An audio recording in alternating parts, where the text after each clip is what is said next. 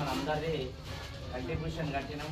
ఇంకా తక్కువ పడితే ఇంకా కూడా ఇంటికి విధంగా దాతలుగా అంతా మనం ఇస్తున్నాం కాబట్టి ఇంత శ్రమపడి మనం ఆలయం కడుతున్నాం కాబట్టి ఇంత శ్రమపడి ఆలయం కట్టి ప్రతిష్ట అయిపోగానే మనం దూరం పెట్టరాదు. కాబట్టి ఇప్పుడు వచ్చిందా రాలేదా, పని నడుతుందా లేదా ఈ 2-3 ఏళ్ళ నుంచి అది వేరే విషయం. ఇప్పటి నుంచి ఏం చేయాలి, భగవంతుడు అచ్చి కూకునంటే మనకు ఒక అర్ధగంట టైం ఇక్కడికి ఇవ్వాలి. అందరం ఇంటి వాళ్ళందరూ వచ్చి అర్ధగంట టైం పరమాత్ముడి కోసం ఇవ్వాలి. ఇస్తే మంచి ఆలయం కూడా శుభ్రత ఉంటుంది. మనం దర్శనం చేసుకున్న మన ఖాతా కూడా భగవంతుడి దగ్గర ఉంటుంది. వాస్తవంగా ఈ ప్రపంచంలో మనం కొండపోయేది ఏమున్నదంటే ఇది ఒక్కటే,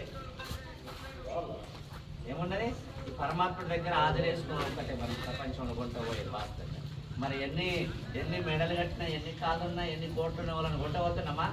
ఏం కొండపోదు. అరే పాపం ఫలాని వ్యక్తి మంచి ఆలయకు పోతున్నాడు, దర్శనం చేసుకుంటున్నాడు, వస్తున్నాడు, అక్కడ ఏదున్నా సర్దిద్దుకొని నడుస్తున్నాడు అన్న భావన మనందరికి కూడా కలగాలంటే మన లోపల కూడా భావనలు మార్చుకొని పరమాత్ముడి గురించి చింతన చేసుకొని మనం ముందడుకోవాలి. వాస్తవంగా అట్టంగానే ఇన్ని రోజులంటే అభివృద్ధి కమిటీ ఒక కమిటీ వేసినాం. వాళ్ళు కింద మీదనో అదో ఏదో మొత్తాన్ని మీ సపోర్టు, వాళ్ళ ఆలోచన, ఎండమెంటు అలాంటి సార్ వాళ్ళ ఆలోచన, మనందరి ఆలోచన బట్టి ముందరు పోతున్నాం. కట్టిన తర్వాత ఇంకా ఎక్కువ శ్రమ ఉంటుంది.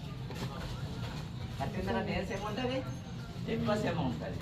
ఇప్పుడు కొడుకు లగ్నం చేసినప్పుడు యానో తిన్నాడు, యానో ఉన్నాడు. కొడుకు పెళ్లి చేసినామంటే అది సిస్టమేటిక్గా రావాలి, కోడలు చూడాలి, కొడుకు చూడాలి. మళ్ళీ భగవంతుడికి ఏం మొక్కుతాం? 2 ఏళ్ళు ఎంత పడగానే మా వాళ్ళు కాపు కాకపోయా నిలుపుతుంది.